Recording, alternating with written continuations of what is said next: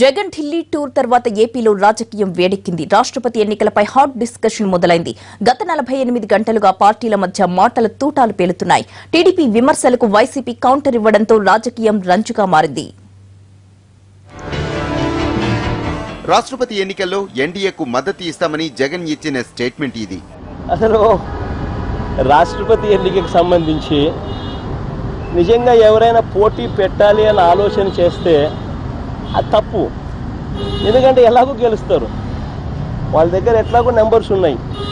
ఎట్లాగూ BJP NDA candidate ఎవడైతే పెడతారో వాళ్ళు ఎలాగూ గెలుస్తారు. గెలిచినప్పుడు గెలిచే పరిస్థితి ఉన్నప్పుడు ప్రతిపక్షంలో ఉన్న వాళ్ళు ఇంకొక క్యాండిడేట్ను పెట్టడంలో ఔచిత్యం ఏముంది, మీనింగ్ ఏముంది? జగన్ ఈ ప్రకటన చేశాక ఏపీ రాజకీయం ఒక్కసారిగా వేడెక్కింది. జగన్ తీరుపై టీడీపీ వామపక్షాలు ఒంటికాలిపై లేచాయి. జగన్ పచ్చి అవకాశవాద రాజకీయం చేస్తున్నారంటూ ఫైర్ అయ్యాయి. ఇవాళ వైఎస్ఆర్ కాంగ్రెస్ పార్టీ ప్రతిపక్ష పార్టీ కాదు, మా తోక పార్టీ. ఇది తోక పార్టీగా మాట్లాడు అంతే తప్ప నువ్వు ఎన్ని తోకలు పట్టుకున్నా, ఎన్ని తోక పార్టీలుగా ఊసరవల్లిగా మారినా నీ అవినీతి కేసులు వదిలే ప్రసక్తే లేదు. ప్రత్యేక హోదా కోసం ధర్నా నిర్వహించి పల్లెత్తు మాట కూడా ప్రధాని నరేంద్ర మోడీ గురించి మాట్లాడకుండా చంద్రబాబును మాత్రమే తిట్టాడు ఆయన.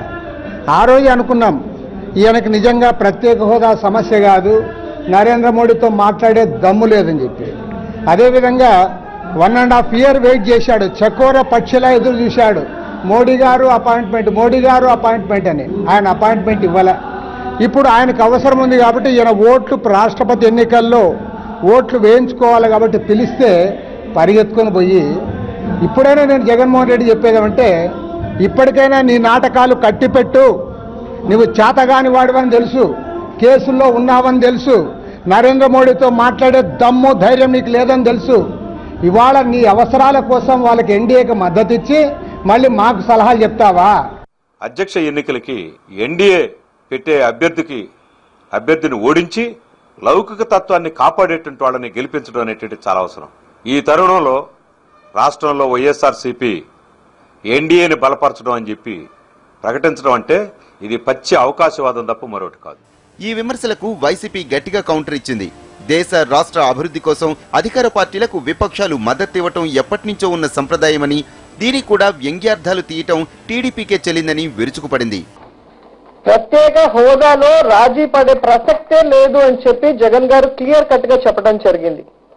ఎందుకంటే ఈ రాష్ట్రానికి ప్రత్యేక హోదా వస్తేనే ఈ రాష్ట్రం అభివృద్ధి చెందుతుంది, యువతకు ఉద్యోగ అవకాశాలు వస్తాయి. కాబట్టి మొదటి నుంచి కూడా ఈ ప్రత్యేక హోదా కోసం సిన్సియర్ గా పోరాడుతుంది జగన్మోహన్ రెడ్డి గారే.